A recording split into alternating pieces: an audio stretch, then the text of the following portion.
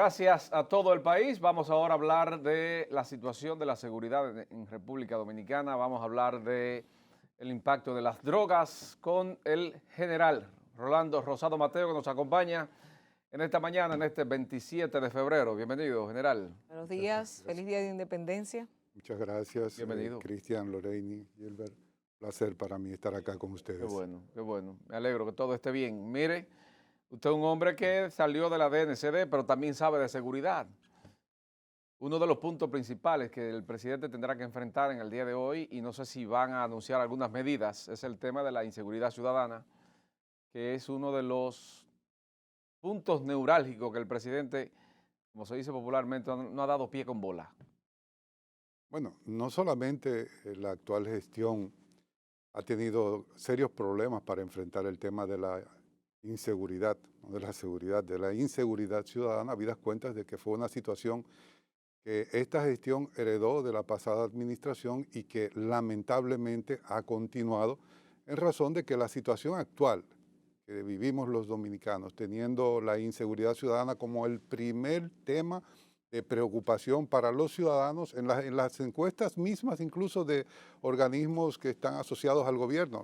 La última encuesta en Hogar lo pone como la primera, y así lo encontró también cuando asumió la primera magistratura del Estado en el 2020. Obviamente que en el discurso de toma de posesión del presidente Abinader recitó una poesía, porque no de otra manera podemos decirla, en términos de cantidades de promesas relacionado con lo que se iba a hacer con la inseguridad ciudadana en la República Dominicana, hasta el punto de que probablemente si eso se hubiese cumplido, esas promesas, ese rosario de promesas que en materia de seguridad ciudadana se hicieron hoy, a casi 3 años de gestión, este país debía estar en el primer lugar, pero a lo inverso. A lo inverso.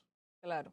Usted, el tema de la reforma, ¿cómo lo pudiera analizar? Sobre todo teniendo en cuenta de los recursos que se han estado recibiendo por parte, por ejemplo, del gobierno de los Estados Unidos, que ha tenido ya 3 diálogos, que ha venido aquí desde la directora general de USAID, subsecretaria de Estado, Raceya, y varias otras figuras, han estado inyectando recursos para todo lo que se requiere a nivel de la reforma policial y de otros temas vinculados a la seguridad nacional. ¿Cómo usted lo ve? El tema de la reforma policial, recuérdese que lo hemos dicho anteriormente, lo reiteramos en este momento, de que se trata de que el abordaje desde que inició el gobierno, que prometió un plan, recuérdese, desde el 2016, Frangeliani. correcto, el plan Giuliani, Ujú. desde el 2016, cuando asume en el 2020, se suponía que el presidente venía con un plan debajo del brazo para ser implementado, pero nos encontramos con algo muy distinto. Lamentablemente Giuliani no apareció por ningún lado, su plan tampoco apareció, y los indicadores de gestión que en estos 2 años, casi 3 años ya de gobierno, señalan, no son los más auspiciosos, porque eventualmente lo que se ha demostrado es que el plan ha sido, no hay plan, que el plan ha sido improvisar sobre la marcha una serie de parches cosméticos con el propósito, incluso utilizando figuras de mucho renombre y que durante mucho tiempo se mantuvieron teorizando en relación a lo que serían las soluciones para el problema de la inseguridad ciudadana, digámoslo así. Esas personas han reprobado en la materia del control de la inseguridad ciudadana Sí. en nuestro país, y lo hemos visto ahí. Esos nombres no es necesario porque están en todos los esfuerzos, que dicho sea de paso, si tenemos algo positivo que reconocerle al presidente Abinader, ha sido la voluntad firme que ha expresado en términos de sus intenciones de resolver el problema de la inseguridad ciudadana y abordar el tema de la reforma de la Policía Nacional con un criterio desde el punto de vista, desde el ámbito político y de la voluntad del primer ejecutivo de la nación de resolverlo. Pero ¿qué ha pasado? ¿Qué ha pasado con esas intenciones? Bueno, Se han quedado en intenciones. Tal como lo dice el refrán popular, de buenas intenciones están empedrados los caminos hacia el infierno. General. Y eso es lo que estamos viviendo ahora, lamentablemente, porque cuando usted aborda, y ese ha sido el primer problema, que el proceso de reforma han pretendido enfocarlo, venderlo hacia la ciudadanía como si fuera un evento. Y no es un evento, la reforma policial es un proceso que no es iniciativa, no comenzó con este gobierno. Estamos hablando desde 1996, un proceso de reforma, y lo hemos señalado. ¿Cuál ha sido el gran problema? La continuidad de Estado. Es preciso hacer el señalamiento siguiente. Esos apoyos no son nuevos ahora de este gobierno, esos apoyos vienen de atrás. Y ese proceso de reforma institucional que actúa en dos vertientes fundamentales, la estructura y el funcionamiento de la policía. ¿Dónde ha estado el pecado de esta gestión al no, para decirlo en lenguaje llano, no dar pie con bola con la problemática de la policía? En pretender que esto es una operación, para hacer una analogía, ¿verdad? Un pulmón que está dañado, que con la extirpación del pulmón ya usted tiene el problema resuelto. Y no es así. Eso sería así si fuera un problema estructural únicamente que se soluciona temporalmente con hacer una reforma a la estructura de la policía. Pero esas reformas ya se hicieron. Las reformas a la estructura de la policía ya se hicieron, están ahí como consecuencia de la aplicación de un plan de reforma que comenzó desde el año 1996 con la primera gestión de gobierno del expresidente Leonel Fernández. Se continuó, preciso es decirlo aquí, en el gobierno, en la gestión del presidente Hipólito Mejía, en el año 2000 y hasta el 2004 se promulgó en esa gestión de gobierno una de las leyes más avanzadas en materia de legislación policial que ha tenido la República Dominicana y la Policía Nacional, que lamentablemente fue derogada posteriormente en el año 2015 para sustituirla por un esperpento que se llama 590-16. Correcto, que eso ha sido un retroceso enorme y que nos ha conducido en parte a lo que tenemos hoy. Pero ese proceso de reforma se continuó por igual cuando el expresidente Hipólito Mejía en el 2004 entrega al doctor Leonel Fernández ya con la aplicación e implementación del Plan de Seguridad Democrática. Recuérdese, sí. Ese plan que partió de un diagnóstico que se tenía puntual sobre la situación actual, los referentes están ahí, ocasionó que apenas 3 años después, en el año 2007, Santo Domingo, República Dominicana, haya sido declarada como la ciudad más segura de América Latina, no dicho por ningún organismo nacional, sino dicho por Mercer, una de las encuestadoras más famosas a nivel mundial, y citado por la cadena de noticias CNN. CNN, perdón. Sí, sí. CNN. Rolando, hay que reformar la reforma para poder dar resultado a lo que se está haciendo en la Policía Nacional. Reformar la reforma. Ahí no hay un general en esa... No hubo gente especializada ni conocida en eso, en esa comisión que trabajó eso. Es un buen término para definir lo que hay que hacer.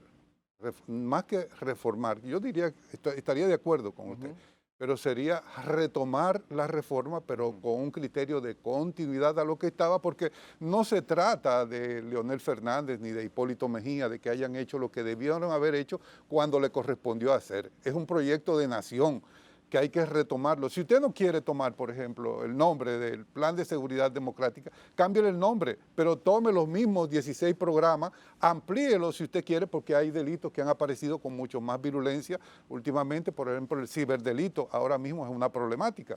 Sí. Y hay otros que en lugar de enfrentarse con mayor resiedumbre, lo que se ha hecho es que se ha adoptado la política del avestruz, se ha metido la cabeza debajo de la tierra para no ver el peligro, como es el tema del microtráfico de drogas, que prácticamente se ha adueñado de los barrios. El gobierno ha preferido como mirar para otro lado, porque evidentemente el organismo que tenemos, que ha sido muy bueno, hay que decirlo también, en términos de lo que ha sido su trabajo, la actual gestión de la DNCD, en términos de lo que es la lucha contra el narcotráfico, pero en macro, esa es la lucha que le conviene, digámoslo así, que le interesa al gobierno de Estados Unidos, porque impide Pero el que los mismo grandes, ya queda- pero los grandes cargamentos, los cargamentos de droga que se quedan aquí como consecuencia de la aplicación del pago en especia de esa droga que llega aquí, eso lamentablemente, además de que se inhabilitó la DICAM, que con sus razones había que hacer algo con ese cuerpo por los problemas que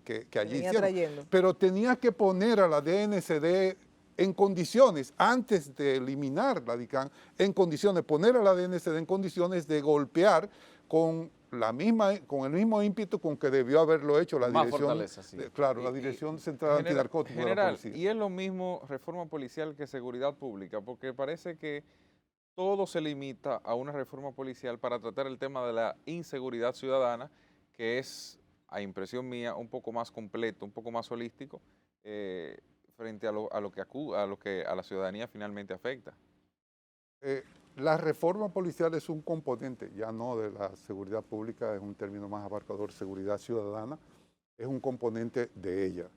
Y obviamente la policía, que aunque no es el eje central de la seguridad ciudadana, porque se ha pensado y se ha interactuado en los medios, diferentes, digamos, expertos han abordado el tema de la seguridad ciudadana como si el protagonista de la seguridad ciudadana fuera la Policía Nacional, y no es así. El eje protagónico de la inseguridad o de la seguridad ciudadana, perdón, lo tiene el Ministerio de Interior y Policía, obviamente que bajo la sombrilla del Poder Ejecutivo, por cuanto es una integralidad de factores que han sido descritos muy bien por el sociólogo y matemático noruego Johan Galtung, cuando definió las causas generadoras de la violencia en tres. Una, la violencia directa, que son los robos, asaltos, atracos. Otro, la violencia estructural, que es la que se genera desde el seno mismo del Estado Dominicano y de cualquier nación, con las diferencias en términos de clase, de oportunidades, etcétera, que provee, que genera ese tipo de violencia, y la violencia cultural, que viene dado por los valores, los patrones, los estereotipos, etcétera, que existen a lo interno de una sociedad. Esos tres elementos son los que definen lo que sería la violencia dentro de una sociedad, y un plan de reforma tiene que abordarlo de manera integral a través de un ministerio que sea el que ejerza el liderazgo de ese proceso de reforma, que en el caso dominicano hay un elemento que yo diría, pero ¿y esto de dónde ha sido? En lugar de ser el ministro de Interior y Policía que lidera el proceso de reforma de la institución, es un famoso comisionado. Y ahí voy, general. Yo tenía este punto cuando usted habló de expertos y de que no es solamente la Policía Nacional. El señor Pepe Vila, que fue designado hace aproximadamente un año por el Poder Ejecutivo para apoyar esta reforma de la Policía Nacional, una de sus declaraciones, que fue la que le dio el salto público de manera negativa para la mayoría, fue diciendo que la corrupción estaba en toda la Policía Nacional, sobre todo en los jefes y los comandos, los que encabezaban las instituciones de toda la historia. El único que dejó fuera fue al actual, Aten, ¿verdad? ¿Qué usted opina sobre esto? Y sobre todo, ¿es necesario que un comisionado, sobre todo una persona extranjera, venga a tratar el tema de la reforma en la República Dominicana? Evidentemente que fue un exceso, no sabemos si buscando un protagonismo que no tenía en términos de lo que son la ejecución de lo que le había prometido al presidente Abinader que haría. Pero de inicio, de entrada, nada más hay que ver dónde estaba el general Ten, por ejemplo, antes de asumir la jefatura de la Policía Nacional. O sea que cuando él intenta hacerle un halago a Ten con declaraciones como esa, lo que está haciendo es todo lo contrario, porque todos conocemos al jefe de la policía actual, un individuo serio, correcto, honesto, ciertamente, pero como él, ahí hay decenas de generales que están activos y otros que pasaron al retiro ya.